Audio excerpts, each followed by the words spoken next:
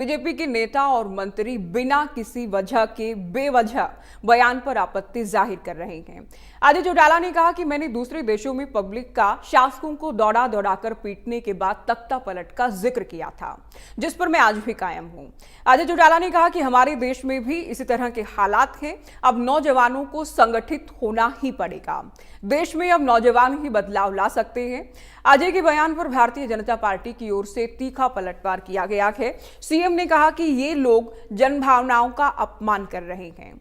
आज जनभावना के चलते ही तीसरी बार हमारी सरकार हरियाणा में बनी है। जो बयान दे रहे हैं वो लंबे समय तक सत्ता में भी रही हैं। उनकी कैसी नीतियां थी सभी को मालूम है, इसीलिए आज वो जीरो पर आकर खड़े हो गए हैं। सीएम ने यह भी कहा कि उनके बयान सभी युवाओं को नजर आ रहे हैं और 5 साल में जब समय आता है तो फिर से उन्हें मजा चखाने का काम युवा ही करेंगे। सीएम ने कहा कि ये लोग बुखलाहट का शिकार हैं, इसीलिए इस तरह की बयानबाजी कर रहे हैं। सीएम के साथ ही बीजेपी के दूसरे नेताओं की ओर से भी अजय चौटाला के बयान पर पलटवार किया गया है। आज अपने इस खास कार्यक्रम में इसी मुद्दे को लेकर खास चर्चा भी हम करने वाले हैं, लेकिन उससे पहले सवाल क्या क्या रहने वाले हैं उन पर भी आप नजर डालिए। क्या देश और प्रदेश में अराजकता फैलाने की साजिश हो रही है, प्रयास हो रहा है? क्या विपक्ष युवाओं को बरगलाने का प्रयास कर रहा है? नेपाल बांग्लादेश की विचारधारा के मायने क्या हैं और क्या वाकई भारत में ऐसा किया जाना चाहिए? क्या इसको सही ठहराया जा सकता है? सवाल बहुत सारे हैं जिन पर चर्चा होगी, लेकिन उससे पहले हम आपको तमाम तरह की प्रतिक्रियाएं जो इस बयान के बाद सामने आई हैं वो भी सुनवाते हैं। बुजुर्गों और नौजवान दोस्तों, अब जरूरत है बदलाव की, जैसे मैंने कहा, और बदलाव आप लोग लेकर के आएंगे। आप और हम सब मिलकर के लेकर के आएंगे, तभी बदलाव आएगा। इसके लिए अब वो समय आ गया है कि अपने आप को संगठित करो, इकट्ठा करने का काम करो, और जब भी वो मौका आए, जिस तरीके से हमारे पड़ोसी मुल्कों में, श्रीलंका में जिस तरीके से नौजवानों ने वहां की सरकार का तख्ता पलट करके रातों रात उन्हें भगाने पे मजबूर किया, जिस तरीके से बांग्लादेश के लोगों ने, नौजवानों ने वहां की सरकार का तख्ता पलट करके उन शासकों को देश छोड़ने के लिए मजबूर किया, जिस तरीके से नेपाल में वहां के नौजवानों ने लामबंद होकर के न केवल उनको सड़कों पर पीटने का काम किया, बल्कि रातों रात देश छोड़ने के लिए मजबूर किया, इसी तरीके से इन शासकों को गद्दी से खींच करके, उतार करके, सड़कों पर दौड़ा करके पीटने का काम करना पड़ेगा। इनको देश छोड़ने पे मजबूर करने का काम करना पड़ेगा, तभी जाकर के हमारा इस कुशासन से पीछा छूटेगा। आपने मुख्य विपक्षी दल की जिम्मेवारी जो कांग्रेस पार्टी को सौंपी थी, वो कांग्रेस पार्टी तो स्वयं इनकी बी टीम बन करके काम कर रही है। ये मैं नहीं कहता, हरियाणा प्रदेश का जन जन कहता है। और जिन लोगों ने भूपेंद्र सिंह हुड्डा जी को और कांग्रेस को सबसे ज्यादा ताकत रोहतक जिले में देने का काम किया था, आज वही लोग कहते हैं कि सबसे ज्यादा अगर भट्ठा बिठाने का काम किसी ने किया है तो इन बाप बेटा ने किया है। अरे भाई, मैंने पड़ोसी मुल्कों के शासकों का कहा था, अभी उनको सड़कों पे दौड़ा दौड़ा करके लोगों ने पीटा है। और हमारे यहाँ पे भी हालात इसी तरह के हैं कि अब नौजवानों को संगठित होना पड़ेगा। नौजवान बदलाव लेकर के आते हैं, तो इसमें कौन सी गलत बात कही? आज इनके सरकार के मंत्री जो हैं वो पागल हो रखे हैं उसी बयान पे। तो इमरजेंसी के दौरान कांग्रेस ने ऐसा किया था, तब क्रांति आई थी, नौजवान बदलाव लेकर के आए थे। आज फिर ज़रूरत है मुल्क में बदलाव की, और नौजवान पीढ़ी के लोग ही बदलाव लेकर के आएंगे। देखिए, वो भी सत्ता में रहे हैं, लंबे समय तक सत्ता में रहे हैं। इस प्रकार का जो बयान देना है वो निंदनीय है। उसकी जितनी निंदा की जाए उतनी कम है। मुझे तो ऐसा लगता है कि अगर वो बयान उन्होंने कहा है, दिया है, सार्वजनिक दिया, तो सार्वजनिक दिया, मंच पर दिया है, वो कहीं ना कहीं फ्रस्ट्रेशन उसमें झलक रही है।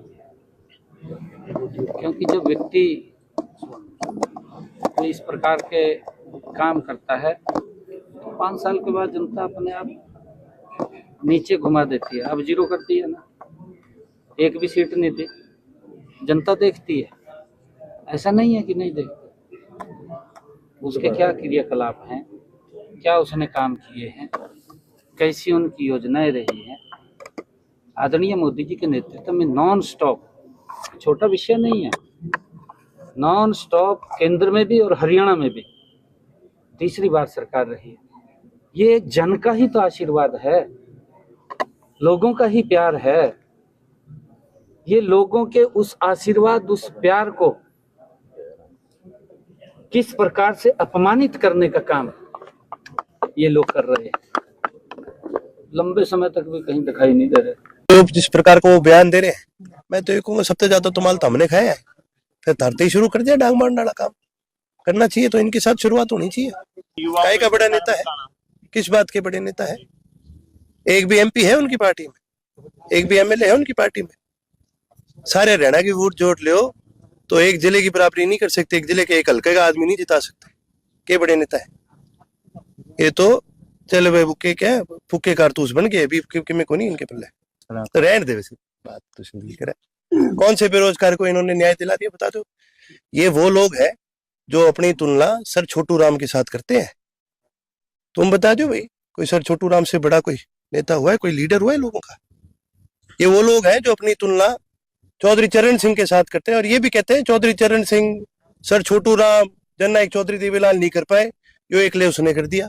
तो यो गांव वाला तो पूछ दो मिल गई क्या हमने आर्थिक आजादी?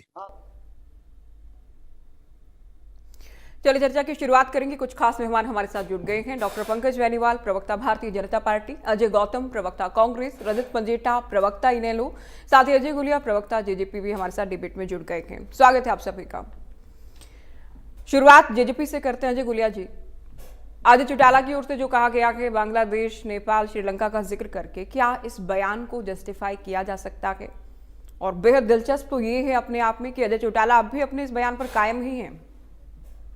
नहीं, देखिए ज्योति जी, एक बात समझने की है कि हम हिंसा का किसी भी रूप में समर्थन नहीं करते, परंतु जिस प्रकार से हरियाणा प्रदेश के अंदर बेटियों के साथ अन्याय हो रहा है, पुलिस प्रशासन और सरकार लामबंद है। पुलिस प्रशासन और सरकार लामबंद है, दोषियों के पक्ष में, और बेटियों को धरना प्रदर्शन करना पड़ रहा है और उनको लाठी डंडों से पिटवाया जा रहा है। क्या ऐसी स्थिति में जब पुलिस आपको न्याय नहीं दे रही, प्रशासन आपको न्याय नहीं दे रहा, सरकार आपको न्याय नहीं दे रही, क्या ऐसी स्थिति में सड़कों पे आना गलत है क्या? जिस प्रकार से एचटेट के पेपरों के अंदर धांधली हो रही है, बच्चों को न्याय नहीं मिल रहा और सरकार कोई कार्रवाई नहीं कर रही, तो बच्चों का सड़कों पे आना क्या गलत है? बच्चों का सड़कों, सुनिए गुलिया साहब, आप भी बहुत बार प्रोटेस्ट आपने किया होगा, सड़कों पर आए होंगे। सड़कों पर आने का, प्रोटेस्ट करने का शांतिपूर्वक ढंग से संविधान भी अधिकार देता है, कोई मना ही नहीं, कोई मना कर ही नहीं सकता।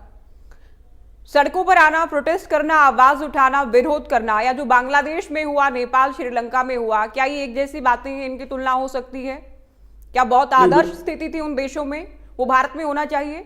आप ये मिक्स मत कीजिए। सड़कों पर आना, प्रोटेस्ट करना अलग है, लेकिन देश को अस्थिर कर देना, हिंसा करना, वो अलग है। नहीं ज्योति जी, देखिए, हिंसा किसी भी रूप में स्वीकार्य नहीं है, हम उस बात का समर्थन नहीं करते, लेकिन बयान के मतलब समझे जाने चाहिए। अब किसान आंदोलन के दौरान मनोहर लाल खट्टर जी प्रदेश के मुख्यमंत्री थे, मैं कोट कर रहा हूं, उन्होंने बयान दिया कि जिस प्रकार से 600-700 किसान है, आप भी डंडे ले लें और ये प्रदेश के मुख्यमंत्री का बयान है, मैं कोट कर रहा हूं।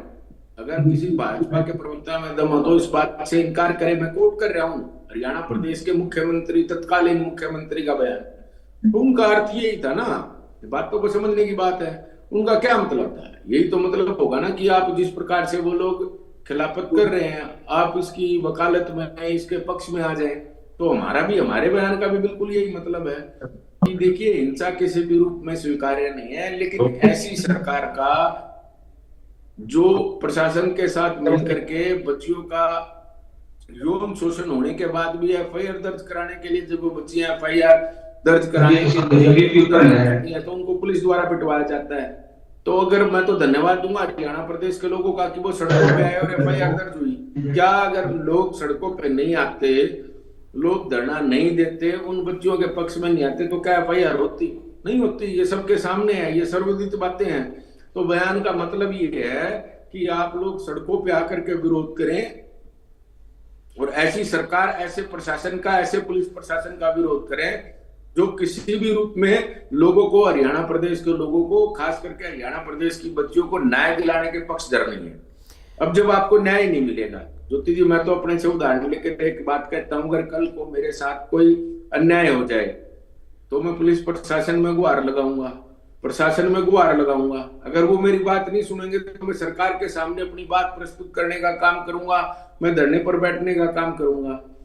अगर जब भी सरकार मेरी नहीं सुनेगी और दमनकारी नीतियों के चलते मेरे को कुचलने का प्रयास करेगी, तो मैं विरोध के लिए क्या करूंगा? मैं लोगों से अपील करूंगा कि आप लोग मेरे साथ आए। सारे रास्ते हैं संविधान में अपनी बात कहने, सरकार का विरोध करने, सारे रास्ते, सारे विकल्प के, उसमें एक शांतिपूर्वक शब्द जुड़ जाता है। आप सांकेतिक धरना दीजिए, आप प्रदर्शन, नहीं समझने वाली बात तो है ही ना, समझाने के लिए तो आपको बुलाया ही है हमने डिबेट में। अजय सिंह चौटाला भी कायम है अपने बयान पर। कई बार आप लोग क्या करते हैं, सबसे आसान रास्ता पार्टियों का, सुनिए गुलिया साहब, सबसे आसान रास्ता आप लोगों का ये रहता है, आप लोग कह देते हैं मीडिया ने तोड़ मरोड़ कर पेश कर दिया। लेकिन कमाल है इस बार तो चौटाला साहब तो ये भी नहीं कह रहे हैं, वो अपने बयान पर कायम ही है। बेनीवाल जी, वो अब भी कह रहे हैं और मैं भी कह रहा हूं, एग्जैक्टली वो अब भी कह रहे हैं, तभी ये चर्चा हो रही है कि वो अब भी कह रहे हैं इस बात को। पहले भी हमने डिबेट मैं तो अभी भी उस बात को दोहरा रहा हूं, बेनीवाल साहब, आना पड़ेगा न्याय के लिए, सड़कों पे आना पड़ेगा, सड़कों पर आना पड़ेगा। अजय गुलिया जी कह रहे हैं इंसाफ के लिए, क्योंकि जनता परेशान है। अजय चौटाला आसपास के मुल्कों का, देशों का हवाला दे रहे हैं, दौड़ा दौड़ा कर पीटा जाना चाहिए, इस बात पर कायम हैं कि बदलाव के लिए जेनजी को सड़कों पर आना ही होगा। नहीं, मैं जेनजी की बात नहीं कर रहा। नमस्कार ज्योति जी, सभी साथी, जेनजी, क्योंकि जेनजी ने अभी दक्षिण एशिया में किया है जो कुछ किया है, जिसका वो जिक्र कर रहे थे, तो युवाओं को ही संबोधित कर रहे थे वो। आप बोलिए बेनीवाल जी, आप बोलिए। नमस्कार ज्योति जी, सभी साथियों को नमस्कार, सभी दर्शकों को नमस्कार। देखिए, अजय चौटाला जी का ये बयान निंदनीय है और इसकी जितनी भी निंदा की जाए उतनी कम।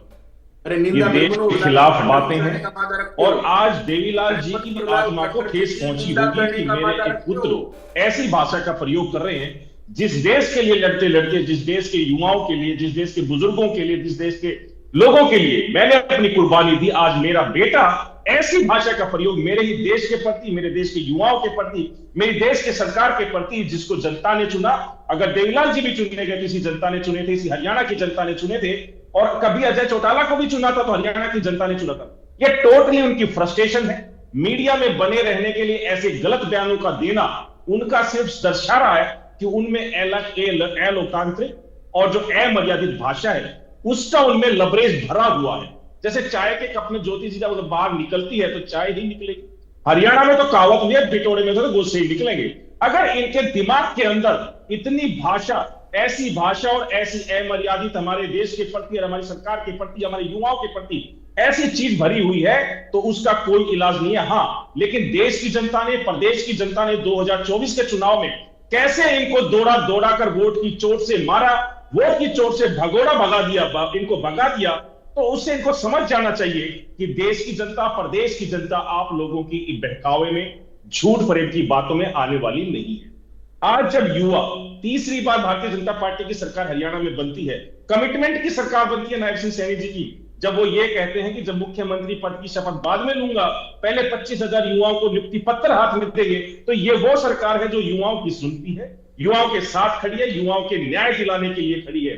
तो अजय चौटाला जी का बयान सिर्फ और सिर्फ देश के अंदर अराजकता फैलाना, युवाओं के मानसिक संतुलन में वापिस से एक कीड़ा भरने की कोशिश की जा रही है कि हमारे देश में जैसे नेपाल है उसकी क्या स्थिति है, क्या हमारे देश के सामने टिकता है, क्या श्रीलंका भारत के साथ व्यवहार है, आप कह रहे तब गुंडागर्दी थी, तब गुंडागर्दी थी, अभी विपक्ष में बैठकर बौखलाहट में है, आप ये कह रहे हैं। जी बिल्कुल, आपकी बात पूरी हुई। गुलिया जी कुछ कहना चाह रहे हैं, अगले राउंड में आप बोलेगा, अभी मैं ओपनिंग स्टेटमेंट सबके ले रही हूँ। आज ज्योति जी, मैं आपसे बस 20 सेकंड का समय चाहूंगा। बोलिए।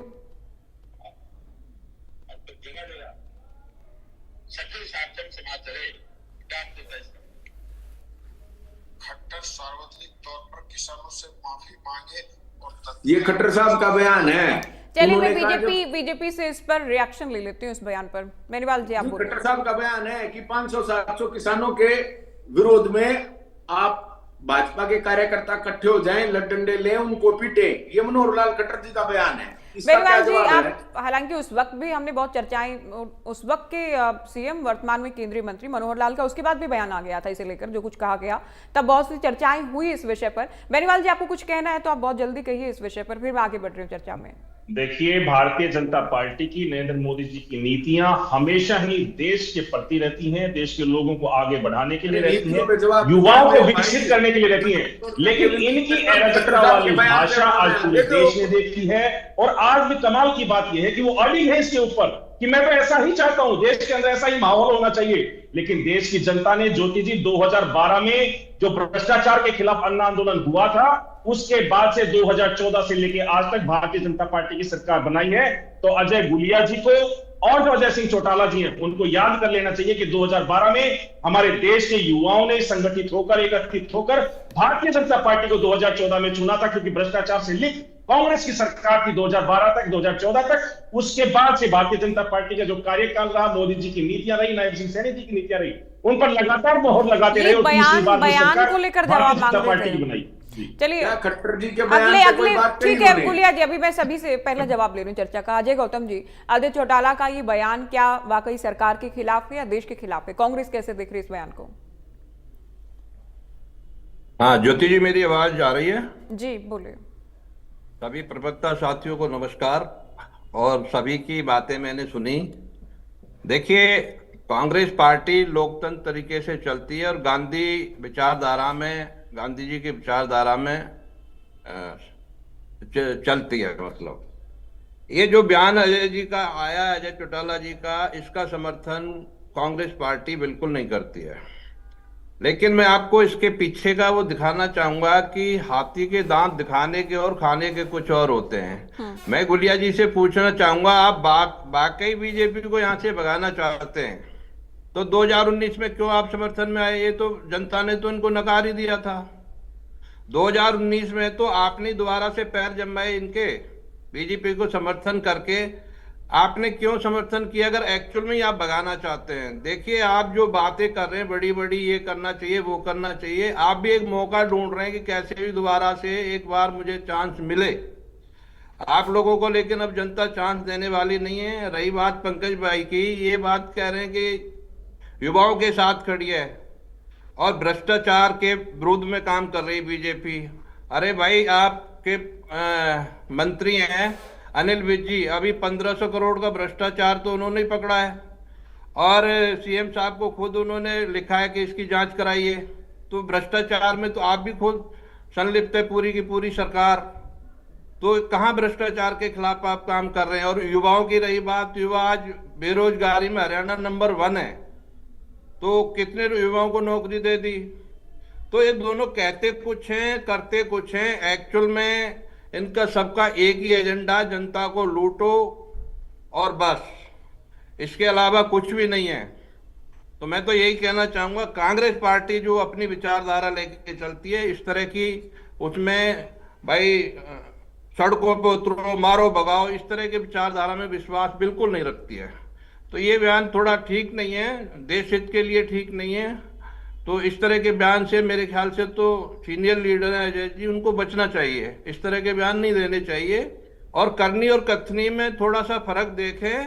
अगर यही बात थी तो आपसे पूछ कर ही तो समर्थन दिया था, तब आपने क्यों नहीं मना किया कि हम बीजेपी के साथ नहीं जाएंगे? जनता ने तो नकार ही दिया था और आप लोगों ने वोट भी बीजेपी के खिलाफ ही लिया था।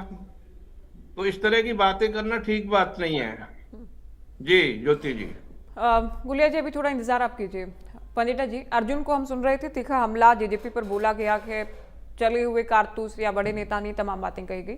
लेकिन अजय चौटाला जो कह रहे हैं कि अब हालात इतने खराब हो गए हैं कि सड़कों पर लोगों को आना ही होगा, दौड़ा दौड़ा कर पीटना होगा, जो हुआ बांग्लादेश में, जो हुआ नेपाल में, श्रीलंका में।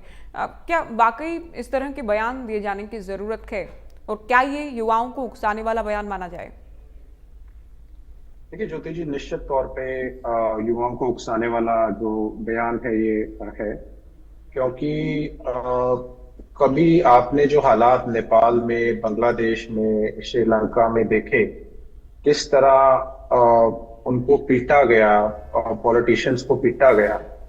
और ये पहली बात तो मैं क्लियर कर दूं कि ये किसी पॉलिटिशियन के कहने से, उकसाने से कोई जेंजी का तो अगर प्रोटेस्ट कहीं भी देखने को हम मिले हैं हमारे को, वो पॉलिटिशियंस के अगेंस्ट ही मिले हैं। सत्ता के को बड़े गंभीर परिणाम देखने पड़े, किस तरह हेलीकॉप्टर से देश छोड़ के भागना पड़ा, महिलाओं को भी नहीं बख्शा, उनको भी मारा पीटा गया। ऐसे अभी हाल ही में उदाहरण बुल्गारिया का है, किस तरह वहाँ गवर्नमेंट कोलैप्स कर गई बुल्गारिया में जब जेंसी सड़कों पे आई। हमने इंडोनेशिया में देखा, फिलीपींस में देखा, मैक्सिको में देखा, कीनिया में देखा, मालदीव्स में देखा, मोरक्को में देखा, पेरू में देखा, मेडागास्कर में देखा। तो ऐसे तो इटली में भी अभी हुआ पीछे। तो ये तो हम देख रहे हैं कि जब बहुत ज्यादा युवा परेशान हो जाता है तब जो है वो ऐसे कदम उठाता है। लेकिन बोल कौन रहा है और किसके समर्थन में ये जो है, ये जो देश का युवा है। अब देश का युवा सड़कों पे उतरा था अरावली के लिए, आपको पता होगा हाल ही के अंदर, और सुप्रीम कोर्ट तक को पुनर्विचार करना पड़ा उसके ऊपर। और जहां तक ये बात कर रहे हैं, जहां जहां ये हुए हैं, तो उसके बाद कोई गवर्नमेंट कोई स्टेबलाइज नहीं हुई, वहां पे लोकतंत्र की बहाली नहीं हुई, कोई डेमोक्रेसी की बहाली नहीं हुई। और वैसे भी आजकल तो यूएस को सबसे ज्यादा डेमोक्रेसी का दुनिया में एक भूत सवार है कि वही डेमोक्रेसी का ठेका ले रखा है उसने, कि वो तैयार है फिर तो जहां जहां डेमोक्रेसी नहीं है वहां डेमोक्रेसी बहाल करने के लिए। चलिए वो छोड़िए, लेकिन बोल कौन रहा है? बोल वो व्यक्ति रहा है कि जिसके सत्ता में, पहली बात तो मैं एक थोड़ा सा बैकग्राउंड में जाना चाहूंगा। जननायक जनता पार्टी ने भाजपा का पीछा नहीं छोड़ा था, चुंबक की तरह भाजपा के साथ चिपकी हुई थी। पिछले लोकसभा के अंदर, लोकसभा की एक भी टिकट, जबकि इनको रोहतक दे रहे थे, कहते हैं हम एक भी नहीं, हमें तो बस इतनी सीटें विधानसभा की दे दीजिए। आखिरी तक चिपके रहे। भाजपा ने इनसे पल्ला छुड़ाया था, ये भाजपा को नहीं छोड़ के जाना चाहते थे। किसी के अंदर गलत फहमी हो तो मैं क्लियर कर देना चाहता हूँ। हाँ, भगा भगा के इनको, उनकी गाड़ियों के पीछे किसानों ने इनको जरूर भगाया, इनकी गाड़ियों के ऊपर भी पथराव हुआ, रास्ता भी रोका, रास्ता छोड़कर भागना भी पड़ा, रास्ता बदल के भी भागना पड़ा। और जो व्यक्ति अपने आप को स्वर्गीय, ऐसे तो अभी कोई भी नहीं है दुनिया में, स्वर्गीय छोटू राम जी हो, चौधरी चरण सिंह जी हो, चौधरी देवीलाल जी हो, या प्रकाश सिंह जी बादल हो, कहते हैं कि वो भी किसान को आर्थिक आजादी नहीं दिला पाए, और ये दुष्यंत चौटाला इनसे भी ऊपर हो गया। वो काम दुष्यंत चौटाला ने कर दिया। जो व्यक्ति 3 काले कानूनों का समर्थन करता हो, जो व्यक्ति किसान आंदोलन के को बीमारी, किसानों को बीमारी बताता हो, जिन्होंने हमेशा के साथ 3 काले कानूनों का समर्थन किया, ऑन एयर किया, चैनल पे बैठ के किया, नेशनल चैनल्स के ऊपर बैठ के किया, तो वो व्यक्ति आज किसानों के बारे में, आर्थिक आजादी की बात करता, अच्छा नहीं लगता, शोभा नहीं देती। और ये वो लोग हैं जिनका हाल ही में अनूप धानक इन्हीं के मंत्री थे, जिसमें 1500 करोड़ का घोटाला अभी उजागर हुआ है, जो चलता आ रहा है पीछे से। 30,000 गलत रजिस्ट्रियां होंगी, धान घोटाला हो गया, चावल घोटाला हो गया, राइस मिल घोटाला हो गया, बारदाना घोटाला, चरचरा घोटाला, कितने शराब घोटाला में तो 7,40,000 पेटियां केवल मूर्थल सोनीपत के गोदामों से गायब हुई, और 75,000 कुछ का आंकड़ा जो है वो कोविड के टाइम का, जब फैक्ट्रियां भी चलती रही। जब इनके, ये वो लोग हैं जो सत्ता से इतने चिपके हुए थे भाजपा से, आज भाजपा के बारे में बोल रहे हैं, और खुद उनका दामन पकड़ के आखिरी तक झटके मार मार के इनको, और ये भी कह दिया हमें कोई सीट नहीं चाहिए लोकसभा की, हम तो बाशर्त आपको समर्थन देंगे, बस हमें विधानसभा में इतनी सीटें दे दो। जो सिर्फ सीटों के लालच के अंदर स्वर्गीय ताऊ देवीलाल की बनाई पार्टी, जो सिर्फ 50 सीटों पे अड़ गई, यानी प्री प्लान था इनका सारा कुछ। ये अजय सिंह जी का बयान है कि 50 सीटें हमें दे देते, हम 50 सीटें मांग रहे थे तो पार्टी ना टूटती। जो अपने 50 सीटों के लालच के ऊपर इंडियन नेशनल लोग स्वर्गीय ताऊ देवीलाल की बनाई पार्टी तोड़ सकते हैं, वो उनकी विचारधारा पे क्या चले। तो इन लोगों की बारे में इनके मुंह से ये शोभा नहीं देता। हाँ, ये जरूर है कि जेन जी, और एक बात, हाँ अभी कांग्रेस वाले बोल रहे थे हम इस पे जो है इसके ऊपर वो नहीं रखते विश्वास। इनको याद नहीं है वो समय जब भाजपा ने पूरा रोहतक जज्जर जलाने में कोई कसर नहीं छोड़ी थी, और पॉलिटिकल एडवाइजर होते थे चौधरी वीरेंद्र सिंह हुड्डा जी के, और जिस तरह उन्होंने युवाओं को, जो आग पहले से लगाई गई थी भाजपा द्वारा किस तरह से रोहतक जज्जर जलाया गया, उसमें कांग्रेस का भी पूरा योगदान था। उस आग को हवा देने में, उस आग को और बढ़ाने में मैं पूरा कसूर तो कहूं इनका है, भाजपा वालों का। लेकिन इन्होंने भी कोई कसर नहीं छोड़ी। हाँ, वहां इन्होंने कोशिश की थी कि इंडियन नेशनल लोकदल के स्टूडेंट्स विंग है जो, उसको भी बीच में शामिल किया जाए। टेलीफोनिक कन्वर्सेशन थी, वो आपको भी पता है, वो पूरा ऑडियो वायरल हुआ था, और जिसमें साफ मना कर दिया था, अभय सिंह चौटाला जी ने स्टैंड लिया था कि नहीं, इंडियन नेशनल लोकदल के स्टूडेंट्स जो है कहीं आगजनी करने में, अराजकता हिलाने में विश्वास नहीं करते, वोट की चोट में और लोकतंत्र में विश्वास रखते हैं। चाहे कभी भी कुछ भी हो, सत्ता में आना है तो सत्ता का तख्ता पलट वोट की चोट से होता है, ना कि इन अराजकताओं को फैला के होता है। और बड़ा दुर्भाग्यपूर्ण है कि जो व्यक्ति सिर्फ अपने राज में और अपना राजतंत्र और अपने राज में, जब ये सत्ता में थे तब क्या कर दिया इन्होंने युवाओं के लिए, आप बताइए मेरे को कौन सी आज दुर्दशा जो है हरियाणा, जो इनके समय में तो सीएमआई के आंकड़े आते थे, हरियाणा नंबर 1 पे रहता था। ये बात करते हैं बड़ी बड़ी यहाँ पे। मुझे तो इस बात का बेस नहीं समझ में आया कि जजपा को सत्ता में लाने के लिए देश का युवा आहुति देगा। देश का युवा अगर कभी अपनी क्रांति के लिए देगा, आहुति देगा, तो वो पॉलिटिशियंस के खिलाफ गए हैं। वो आपको सत्ता में लाने के लिए क्यों आएगा? देश का युवा पागल है? मतलब आप अपने किसी भी हित को साबित करने के लिए, हासिल करने के लिए किसी भी हद तक जा सकते हैं। अगर आप सत्ता में नहीं है तब तो आप चिपके, आपका तो इतिहास ये रहा है। अर्जुन चौटाला का जिस बयान का मैं जिक्र कर रही थी, हमने सुनवाया भी कि डांग पहले इनके खिलाफ ही उठाई जानी चाहिए। फिर देखिए ये उकसाने वाली बातें अजय गुलिया जी, तो कुल मिलाकर कि अजय कुछ कह दें, फिर अर्जुन कुछ कह रहे हैं कि उनके खिलाफ, क्योंकि कुछ समय पहले आप लोग बीजेपी के साथ ही सत्ता में थे। अब बीजेपी इतनी बुरी लग रही है कि जो हुआ आसपास के देशों में वो हो जाना चाहिए, इनको दौड़ा दौड़ा कर पीटा जाना चाहिए। क्या लोकतंत्र में, चुनावी प्रक्रिया में, चुने जाने में, वोटर्स में कोई यकीन नहीं आपकी पार्टी के राष्ट्रीय अध्यक्ष का? नहीं ज्योति जी, देखिए मैं एक बात मानता हूँ, पार्टी कोई बुरी नहीं है, ना कोई नेता बुरे, उनकी नीतियां बुरी होती है, चाहे वो कोई भी हो। अब नीतियां क्या है? अब मैं आपको बार बार एक चीज कह रहा हूं कि जो प्रदेश के अंदर बेटियों को अपने हक के लिए प्रदर्शन करना पड़ रहा है, उनको बिठवाया जा रहा है और उनके एफआईआर तक दर्ज नहीं हो रही है, तो क्या ऐसे में विरोध प्रदर्शन करना गलत है? मनोहर लाल खट्टर जी ने यह बयान दिया था। क्या आप एक ही बात को देखिए, क्या फायदा कितना ही रिपीट करने का? आप जस्टिफाई कर देंगे क्या? जवाब तो देना पड़ेगा ना। नहीं, किसी दूसरे बयान को लाकर आप अपनी पार्टी के अध्यक्ष के, मेरा तो सीधा सा सवाल आपसे ये था, ठीक है आप ये बात 2-3-4 बार कह चुके हैं, बार बार इसको रिपीट करने का क्या फायदा है? मैं ये पूछना चाह रही हूँ कि किसी पार्टी को सत्ता से बेदखल करना भी है तो उसके लिए देश, हमारा भारत दुनिया का सबसे बड़ा लोकतंत्र है, चुनावी प्रक्रिया का प्रावधान है, वोटिंग का प्रावधान है। कोई यकीन नहीं बचा आप लोगों का कि पार्टियां सत्ता से बेदखल वोटिंग के जरिए ही होती हैं, या फिर जो आसपास के देशों में जहां लोकतंत्र की बहाली नहीं हो पाई, पंजेटा जी भी जिस बात की चर्चा कर रहे थे, वो होना चाहिए। तब आप क्यों, आपको लग रहा है, आपकी पार्टी अध्यक्ष को लग रहा है कि जेजेपी को चुना जाएगा युवाओं की ओर से, या जेजेपी के लिए सड़कों पर लड़ाई लड़ी जाएगी? आप इस बात पर जवाब दीजिए। सेम बातों को बार बार रिपीट करने का फायदा नहीं है। नहीं ज्योति जी, ये तो उन्होंने बिल्कुल नहीं कहा कि आप सत्ता से इनको बेदखल कर दे और हमें चुन करके भेजे, हमें सत्ता दे दें, ये तो बिल्कुल नहीं कहा। अच्छा। क्या उनके किसी बयान में ये कहा गया कि आप भारतीय जनता पार्टी को सत्ता से बेदखल कर दे और हमें सत्ता पर काबिज होने का मौका दे? नहीं कहा। उन्होंने कहा कि इनका विरोध करना पड़ेगा।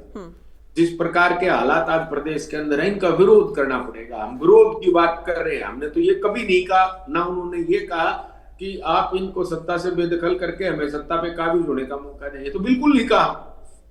अब मैं तो आपकी बात का जवाब दे दिया। नहीं तो फिर क्या मायने इस बात के? ठीक है, इनको दौड़ा दौड़ा कर पीटे अजय चौटाला के मुताबिक, फिर क्या करें? कांग्रेस को ले आए, फिर बीजेपी को ले आए, इनेलो को ले आए, क्या? और ये क्या किसी को सत्ता में लाने या सत्ता से बाहर करने का ये तरीका है? आदर्श तरीका है ये? नहीं, देखिए ज्योति जी, आदर्श तरीके तभी अपनाए जाते हैं जब लोकतंत्र बहाल हो प्रदेश के अंदर और देश के अंदर। जब लोकतंत्र ही बहाल नहीं है, आपको न्याय नहीं मिल रहा है, मुझे न्याय नहीं, देखिए बगावत की बात है कि बगावत करनी पड़ेगी ऐसी सरकार के खिलाफ, ऐसी सत्ता के खिलाफ जो लोगों को न्याय देने की पक्षधर नहीं है। देखिए हम लोग बागी कहलाना पसंद करेंगे, हम लोग प्रदेश के लोगों पर, जब प्रदेश के लोगों के हितों पर जब कुठाराघात होगा तो हम चुप रहने की बजाय हम बागी कहलवाना पसंद करेंगे, हम बगावत करना पसंद करेंगे उस सत्ता के खिलाफ। बागी तो आप देश के हो ही गए गुलिया जी, नहीं, आपने ये तो बगावत देश के खिलाफ बातें बोली है। सरकार से बगावत, देश से बगावत आप होती तो है। बांग्लादेश का, नेपाल का, क्या बात श्रीलंका करें? का सरकार बयान ही से क्यों लेकर के देश आए? से बगावत होती अगर है आपको क्या? किसी आप के लोग खिलाफ बात करनी थी तो बात कर लेते आप आराम से। लोकतंत्र के कोई भी मूल बात मायने करनी थी आप प्लेटफॉर्म पर आते, लेकिन आपको उन 3 देशों का उदाहरण देने की क्या जरूरत पड़ती कि जैन जी को ऐसे आना पड़ेगा? मैं कह रहा हूँ हमारा जैन जी 2012 में आ चुका है और उन्होंने मिलकर के संगठित होकर के 3 बार सरकार बना दी 2014 से आज तक, लगातार भारतीय जनता पार्टी की सरकार, और आपको सुनने पे ले आए और आप बात कर रहे हैं कि भाई जैन जी आज सड़कों पर आएगा। मैं रजत पजेटा जी की बात में ठीक कह रहा हूँ, भाई आपको लेके आएंगे क्या जैन जी? या अजय सिंह चौटाला को लेकर के आओ, भाई दुष्यंत चौटाला को लेकर के आओ। कमाल है, आपका कार्यकाल देखा है जनता ने, इसीलिए लगातार आपको बाहर रखा। 10 सीटें इसलिए आ गई थी कि आप इनेलो से अलग हुए थे ना, वो 10 की 10 सीटें इनेलो की थी, जेजेपी की नहीं थी। आपकी तो जमानत जब्त हुई है सारी सीटों पर, एक सीट पर जमानत बची हो तो बता दो। हर सीट पर जमानत जब्त हुई है जेजेपी पार्टी की, इन्हीं राष्ट्रीय अध्यक्ष अजय सिंह चौटाला के जो अध्यक्ष बने हुए। अरे भैया, जब आपको जनता ने आप क्यों इनके टाइम में बोल रहे हैं? पसंद नहीं कर पंकज जी, रही, उसके बावजूद ये आजादी मुझे मेरे संविधान ने दी, ये आजादी मुझे मेरे लोकतंत्र ने दी कि मैं उस सत्ता की मुखालफत कर अरे तो ठीक है, आप मुखालफत या बागी होने की बातें करें। बेनीवाल जी अभी आप रुकिए, पंकज बेनीवाल जी अभी आप सुनिए। गुलिया जी, 1.5 साल पहले इन लोगों के साथ ही थे सत्ता में। सुनिए, लोकसभा की सीटों, सुनिए तो गुलिया जी, सुनिए तो सुनिए, उस पर कोई कुठाराघात करेगा, लोकसभा में मिलकर लड़ने के लिए बगावत करने की आजादी मेरे लोकतंत्र ने दी। मैं भी कुछ आपसे ही पूछ रही हूँ। 1.5 साल पहले इन लोगों के साथ ही थे आप लोग, सीटों को लेकर नेगोशिएशन हो रहा था, उन पर बात नहीं बन पाई थी, तब भी हम बहुत बार डिबेट करते थे, आप जानते हैं। देखिए था ना ये, तब ये बगावत, मुखालफत, ये अधिकार, बागी होना, ये क्यों नहीं थी तमाम बातें? नहीं, और क्या आप तमाम पॉलिटिकल पार्टीज को क्या लगता है, लोगों की याददाश्त कमजोर है क्या? लोग भूल जाते हैं, और इतना जल्दी भूल जाते हैं आज के टाइम में, वो भी सोशल मीडिया का जमाना है। जिस जेनजी की आप बात करते हैं, लोग भूलते नहीं इतना जल्दी। तो अब ये भारी भरकम शब्द की बगावत, बागी, ये आपको लगता है ठीक है और लोग इन पर यकीन करेंगे? और मेरा सवाल तो यही था कि ठीक है, सीएम साहब भी ये कह रहे हैं 3 बार तो लोगों ने हमें चुन लिया ना, आप लोग क्योंकि विपक्ष में हैं, क्योंकि आप लोग इसी मानसिकता के चलते जीरो हो गए हैं, तो बौखलाहट है आप लोगों की। नहीं, ये मैं तो सीएम साहब के बयान में लोग अपने विवेक से फैसला लेंगे, लोग अपने विवेक से फैसला लेंगे। और मैं एक चीज जरूर कहना चाहता हूं, मैंने अभी जब मैंने दूसरी बार चर्चा में आपके साथ में जुड़ा, मैंने एक बात कही थी कि कोई भी व्यक्ति, कोई भी राजनीतिक दल कोई अपराधी थोड़ी है, उनकी नीतियां गलत है। अब नीतियां वो कभी भी गलत हो सकती हैं, कभी भी गलत बनाई जा सकती हैं, कभी भी सही।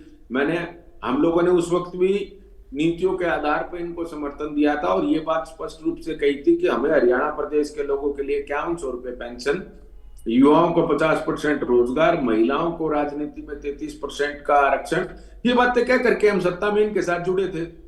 अब देखिए, अब उस वक्त ये तो सर्वविदित है, जब सरकार 2019 के अंदर बनी थी तो ये सब वादे किए गए थे कि जननायक जनता पार्टी के साथ हमारी सरकार का गठन हुआ है, उन लोगों की ये मांगे हैं और हम ये मांगे पूरी करने का काम करेंगे। अब वो जो मांगों पर काम नहीं हो रहा, वो चीजें पूर्ण रूप से पूरी तरह से नहीं दी जा रही, तो हम उनका विरोध करने का भी काम करेंगे।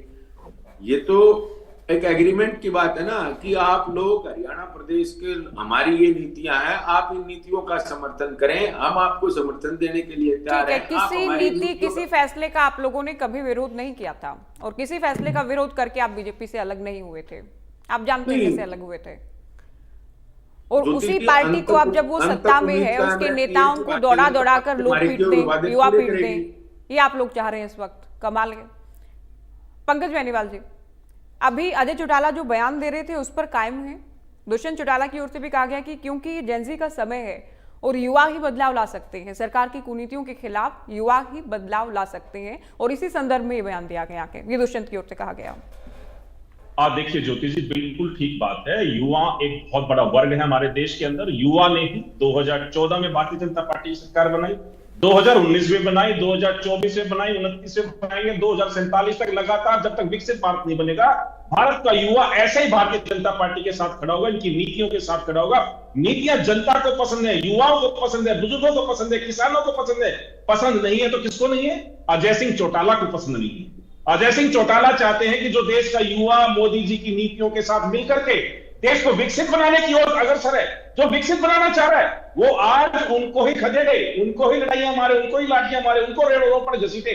किस तरीके की मानसिकता के साथ अजय सिंह चौटाला आज हरियाणा के अंदर खड़े होकर के महेंद्रगढ़ जिले के अंदर एक ऐसी भाषा का प्रयोग कर रहे हैं, अमर्यादित भाषा का प्रयोग कर रहे हैं। अरे कम से कम ऐसी ही मानसिकता आपकी है। मेरे को लगता है, ये मेरा व्यक्तिगत बयान है, उनकी मानसिकता ऐसी है, इसीलिए आज घर का विभाजन हुआ, पार्टी का विभाजन हुआ।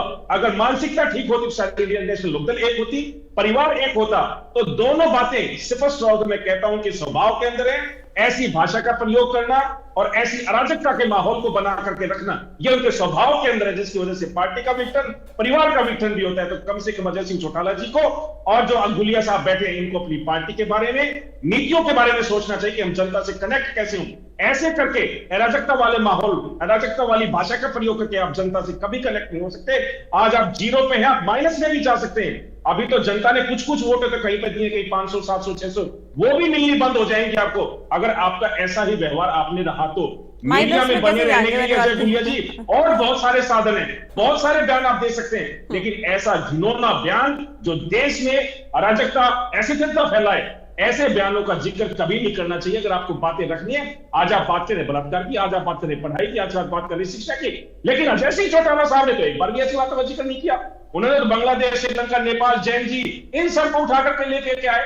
जो जैन जी आज मोदी जी की नीतियों पर लगातार मोहर लगा रहा है, आप उनको भड़काने की कोशिश कर रहे हैं। कोई भड़काव में आने वाले नहीं है, क्योंकि आपका कार्यकाल उस देश की जनता ने, युवाओं ने, बुजुर्गों ने, सबने देखा है और आप लोगों को जीरो पर लेकर के आए हैं। आपकी जमानत जब्त कराई है और लगातार अगर तीसरी बार सरकार अब की बार बनी है, मैं दावे के साथ कहता हूं कि जो सरकार तीसरी बार हरियाणा के अंदर बनी, देश के अंदर बनी, वो युवाओं की देन है, युवाओं की वजह से बनी है, क्योंकि युवाओं को बिना खर्ची, बिना पर्ची की नौकरी आज मिल रही है। आज हम हरियाणा के युवाओं को कलम की ताकत देना चाहते हैं, आज उनके हाथों में आप लठ देना चाहते हैं, तलवार देना चाहते हैं। हम कलम की ताकत से उनको विकसित बनाना चाहते हैं और उनके घरों को और सन्नत कराना चाहते हैं, उन्नत बनाना चाहते हैं, लेकिन आप उनको लाठियां, तलवार, पिस्टल, इस टाइप की चीजें देकर के आप ऐसी भाषा का प्रयोग करते हैं। ये मतलब मैं तो चाहता हूं कि इस पर शायद पार्टी कोई ना कोई लीगल एडवाइजरी भी ले रही होगी कि लीगल एडवाइजरी लेकर के इस पर क्या कार्रवाई की जा सकती है। जरूर इन पर कार्रवाई भी होनी चाहिए।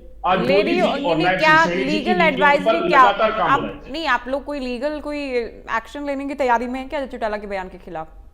हाँ, लीगल एडवाइजरी बिल्कुल ली जा रही है। जो लीगल टीम हमारी लगी हुई है, उनसे बातचीत हो रही है और अगर ऐसा कुछ रहा तो जरूर इनके खिलाफ मुकदमा भी दर्ज होगा। जी ठीक है। तो मोदी जी की और नायब सिंह सैनी जी की नीतियों पर लगातार युवाओं ने मोहर लगाई है 3 बार, और मैं बार बार जिक्र करता हूं 2012 का अन्ना आंदोलन का, क्योंकि पूरा देश का युवा संगठित हुआ था, इकट्ठा हुआ था, उस भ्रष्टाचार के खिलाफ हुआ था, परिवारवाद के खिलाफ हुआ था, वंशवाद के खिलाफ हुआ था कि किस तरीके से देश को लूटा जा रहा है। और उनको भरोसा हुआ नरेंद्र मोदी जी पर, भारतीय जनता पार्टी पर, हरियाणा के अंदर मनोहर लाल जी पर, अब नायब सिंह सैनी जी पर। तो लगातार आज देश का युवा, जैन जी, सबके सब भारतीय जनता पार्टी, नायब सिंह सैनी जी और मोदी जी की नीतियों के साथ खड़े। राहुल गांधी जब हरियाणा में वोट चोरी की बात कर रहे थे, पीपीटी लेकर प्रेजेंटेशन उनकी ओर से दी गई, मीडिया के सामने आए, वो भी जेनजी से ही किसी दिन संबोधित कर रहे थे जेनजी को। ठीक है, अजय चौटाला की ओर से खुलकर कह दिया गया कि, लेकिन क्या राहुल भी इनडायरेक्टली यही कहने का प्रयास कर रहे थे? देखिए, ये बात तो कोई बदलाव लेकर आए सरकार जी, जो आज सरकार बीजेपी की हरियाणा में है, ये चोरी की सरकार है। बेसिकली वोट चोरी करके ये सरकार बनी है, ये बात स्पष्ट है। क्योंकि 6 बजे तक जो वोटिंग हुई, उसके बाद 10 से 12% वोटिंग एकदम बढ़ा दी गई थी इलेक्शन कमीशन द्वारा। तो उससे क्या, पर विधानसभा में 12 से 15,000 वोटों का डिफरेंस आ गया था। तो और दूसरी बात, ऊपर से सरकार जिस उस पे बनी थी, वो काम ढंग से नहीं कर रही है। आज सरेआम गोलियां चलाई जा रही हैं, लॉ एंड ऑर्डर का हाल इतना बुरा है कि पूछो मत। सरेआम बदमाश आते हैं और बंदे को मार के चले जाते हैं। ये ऐसा सिस्टम हमने कभी भी हरियाणा में नहीं देखा। और जहां तक ये बात करते हैं कि जो जो इन्होंने वायदे किए उसमें से कौन सा वायदा पूरा किया। लाडो लक्ष्मी में अगर ये पहले बता देते कि हम गिने चुने लोगों को, गिनी चुनी बहनों को, माताओं को पैसे देंगे, तो ये सरकार बना के दिखा देते। बननी नहीं थी सरकार किसी भी कारण से 2100 का लालच। अजय गौतम जी से एक सीधा सवाल है, ये वोट चोरी की सरकार है या लाडो लक्ष्मी योजना की हमारी बहनों ने वोट डाली इसलिए सरकार बन गई? आप दो बातें ना करें, या तो वोट चोरी की बात ना करें या ये यूं ना कहें ये लाडो लक्ष्मी योजना लेकर के आए उससे सरकार बन गई। अब क्या कर रहे हैं? हमारी नीतियां ऐसी हैं जिससे सरकार बनी है। अजय गौतम जी, आपकी नीतियां खराब थी, आपको जनता ने नकारा। अच्छी सीटें दी आपको, हमारे बराबर वोटें भी दी, लेकिन सीटें आपकी 37 रह गई, तो आपको जनता का धन्यवाद करना चाहिए। 5 आपको एमएलए दे दिए, ये हरियाणा की जनता ने दिए। वोट चोरी से कोई सरकार बनी। आप लोगों की कुनीतियां रही, आप लोगों के संगठन में जो रायटा फैला हुआ था, उस रायटे की वजह से आप लोग जीते। और हम बराबर लगातार नायब सिंह सैनी जी भी, मनोहर लाल जी, हर एक इंसान कहता था कि कांग्रेस मैं जो सवाल पूछ रही थी अजय गौतम जी, मेरा सवाल ये था कि जब वोट चोरी के आरोप लगा रहे थे तो राहुल जैनजी को ही एड्रेस कर रहे थे, उनको ही संबोधित कर रहे थे। चलो जो अपनी राजनीति जिंदा रखने के लिए वो क्या बोल रहे हैं क्या नहीं, ये तो सरकार ने देखना है। सरकार लॉ एंड ऑर्डर है। जैन जी जैसा काम, नेपाल जैसा वो हरियाणा में या भारत में होने वाला नहीं है। ये तो सब कहने की बातें सब। तो सरकार ने जो वायदे किए उनको पूरा करे और युवाओं को नौकरी दे, और युवाओं के जो बेरोजगारी दर बढ़ी हुई है उसको कम से कम करे। दूसरी बात, महंगाई, आज एक परिवार रोटी ढंग से नहीं खा सकता। आज ये ग्राउंड रिपोर्ट ये है, लेकिन इनके लिए कि हम बहुत तरक्की कर रहे हैं, हमने किसानों की आय 4 गुना, 6 गुना, 15 गुना कर दी। मैं भाई का बयान सुन रहा था, कहता 2047 तक बीजेपी आएगी। अरे ऐसा कुछ नहीं है, लोकतंत्र है। लोकतंत्र के हिसाब से जनता तय करती है। अगर ईमानदारी से आज इलेक्शन हिसाब से तय कर रहे हैं तो इनकी तो सरकार है, आप लोग मानते भी तो नहीं है ना, एकदम खत्म हो जाएगी। आप लोग फिर अब अभी जो परिणाम है उसको ही नहीं मान रहे हैं आप लोग, फिर आगे कैसे यकीन कर रहे हैं कि जनता आप लोगों को लेकर आएगी? पंडिता जी, अर्जुन ने जो बात कही उस पर एक रिएक्शन आपका छोटा सा, कि सबसे ज्यादा माल इन्हीं लोगों ने, जेजेपी ने ही खाया है। डांग मारने की शुरुआत इन्हीं से होनी चाहिए, तो शुरुआत इनसे होनी चाहिए, उसके बाद ही सिलसिला आगे भी जारी रहना चाहिए। क्या कहना चाह रहे हैं अर्जुन? देखिए, निश्चित तौर पे आज से 1.5 साल पहले तक क्या ये नीतियों की जो बात कर रहे हैं, पहले 13 महकमे लेके बैठे रहे, फिर बाद में 11, ठीक है बबली जी को भी देना पड़ा बाद में, तब तो इनको ये भाजपा, और तब तो युवा दिखे नहीं। ये युवाओं की हालत, इनका बयान अजय सिंह जी का जितना निंदनीय है, इसका मतलब ये नहीं है कि युवाओं की बहुत मौज हो रही है। युवाओं के हाथ में कलम के बावजूद धरने पे बैठे हैं। असिस्टेंट प्रोफेसर में इनको यूनिवर्सिटी टॉपर नहीं दिख रहे हरियाणा के। सीएमआई के आंकड़े हर बार युवाओं का जितना शोषण, और हरियाणा बाहर के बच्चों को नौकरियां मिल रही हैं। युवा तो निश्चित तौर पे परेशान है, मगर मैं देख रहा हूं युवा तो इतने लंबे समय से परेशान है कि वह 1.5 साल पहले तक वो दुष्यंत को जो 13 11 महकमे लेके बैठा हुआ था, तब उसको नहीं दिखाई दिया क्या? ये तब इनकी पार्टी को ये युवा नहीं दिखाई दिए क्या? जब युवा डंडे खा रहे थे, टीचर्स डंडे खा रहे थे, तब नहीं दिखाई दिए क्या इनको ये? जब किसान डंडे खा रहे थे वहां पे भी युवा थे। युवाओं को क्यों इजराइल भेज रहे हो? युवा क्यों डंकी रूट से बाहर जा रहा है? युवा क्यों डिपोर्ट होकर प्लेन हथकड़ियां और पिटाई करके वहां से आ रहे हैं? युवा क्यों रूस की और यूक्रेन की फौज के अंदर भर्ती जब धोखे से? अब हरियाणा की जनता ने आपको जब ये मुखौटा चित्रे परख लिया, तभी आपकी इतनी ज्यादा दुर्दशा हुई है। बीजेपी से भी ज्यादा दुर्दशा आपकी क्यों हुई? आपने कभी सोचा नहीं कि आपका 1% वोट भी नहीं रहा? अब आप अपने गिनवाते रहो 2019 के, और वो भी जनता के सामने पोल खुल गई जब आपने खुद स्वयं ये कबूल कर लिया कि आपको 50 सीटें चाहिए थी। उस पर आपने ब्लैकमेल किया चौटाला साहब को, जिसको दुनिया में कोई ब्लैकमेल नहीं कर पाया, आप कर लेते। इसी वजह से आपने पार्टी तोड़ दी। कब तक ये बातें छुपेंगी? कहीं ना कहीं तो कहते हैं सत्य सामने आएगा ही। छोटा सा देखिए, उस पर भी जवाब दीजिए। क्या जो ये डांग मारने की बात कह रहे हैं कि क्या लाठी डंडे जेजेपी के नेताओं को फिर मारे जाने चाहिए अर्जुन के मुताबिक? जो शुरुआत इन्होंने आपने बोल रही है ना, शुरुआत करने की, गलत नहीं होगा? जो भ्रष्टाचार में शामिल हुए हैं, इन्होंने तो खोल दिया। अर्जुन सिंह चौटाला जी ने तो सबसे पहले तो इन्हीं से शुरुआत करनी चाहिए। अगर आपको जवाब दे तो आपकी आपके मंत्रियों के अनूप धानक आपके श्रम विभाग में था, आपके रजिस्ट्रियां घोटाला 30,000 गलत रजिस्ट्रियां होगी 32 शहरों के अंदर। अरे 7,40,000 पेटियां कोरोना में भी फैक्ट्रियां चल रही हैं, ट्रक के ट्रक निकल रहे हैं। धान घोटाला आप बता दीजिए, बारदाना घोटाला बताइए, चना घोटाला बताइए, राइस मिल घोटाला बताइए, किलोमीटर स्कीम घोटाला, कोऑपरेशन डिपार्टमेंट में घोटाला, कहां श्यामला डे में घोटाला, बिजली वितरण निगम में घोटाला, निगमों में जी घोटाला। पंडिता और जी, इन बताइए, तमाम सबसे बड़ा तो कथित निगमों में घोटालों को घोटाला। लेकर हमने समय समय पर नेताओं से, सरकार के नेताओं से सवाल पूछे हैं, जिनमें कहा जाता है हम खुद ही सामने लेकर आते हैं, जो भी अनियमितताएं होती हैं खुद ही जांच कराते हैं और जो भी कार्रवाई की जरूरत होती है वो भी हम करवाते हैं। लास्ट कमेंट में चर्चा का पंडिता जी आपसे माइनिंग बात का हो गई। घोटाला, गुलिया जी माइनिंग का आपसे घोटाला, CAG की रिपोर्ट में आपसे audit लास्ट करा कमेंट, तो वो भी तो आएगा। अगर ये वाकई किए जाने की जरूरत है तो इनेलो को लग रहा है शुरुआत आप लोगों से ही हो फिर।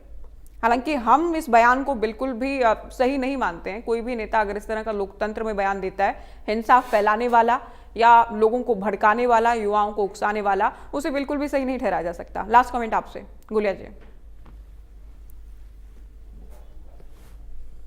आवाज नहीं मिल रही, शायद आपने म्यूट कर रखा है। इलेक्शन में भगाया तो किसानों ने इनको। तो एक चीज कहना चाहता हूँ, आज तो हम सत्ता में नहीं है, अगर इनको लगता है तो जांच करा ले। सरकार के किसी भी आदमी को, विपक्षी दल को लगता है तो वो जांच कराने के लिए स्वतंत्र है, जांच की मांग करें, विधानसभा में मुद्दा उठाएं। और दूसरी बात मैं एक चीज कहना चाहता हूँ, ये तो लोग तय करेंगे कि ये शुरुआत कहाँ से होनी चाहिए, किससे होनी चाहिए, ये लोग तय करेंगे। हमने तो लोगों से कहा है कि विरोध करना सीखो, बगावत करना सीखो, चाहे वो किसी के भी खिलाफ है। अगर मैं गलती करूंगा तो मेरे खिलाफ भी होनी चाहिए, कोई और करे तो उसके खिलाफ भी होनी चाहिए। ये लोग तय करेंगे कि कौन गलत है और कौन। अच्छा, जो इलेक्शन के समय पर जेजेपी के खिलाफ जो लोगों में गुस्सा था, कई बार हमने देखा कि काले झंडे दिखाए, लोगों को घुसने सुने, नेताओं को घुसने नहीं दिया गया, गाड़ी का घेराव किया गया, क्या वो सही था? वो सही था जो आप लोगों के साथ हो रहा था? सही तो उसे भी नहीं कहा जा सकता। ज्योति जी, मैं आपकी आवाज नहीं सुन पाया। चलिए, आगे समय भी नहीं है चर्चा के लिए। बहुत शुक्रिया आप लोग चर्चा में शामिल हुए। तो अजय सिंह चौटाला का बयान और बयान पर हो रही सियासत पर हमने चर्चा की। फिलहाल दीजिए इजाजत, नमस्कार।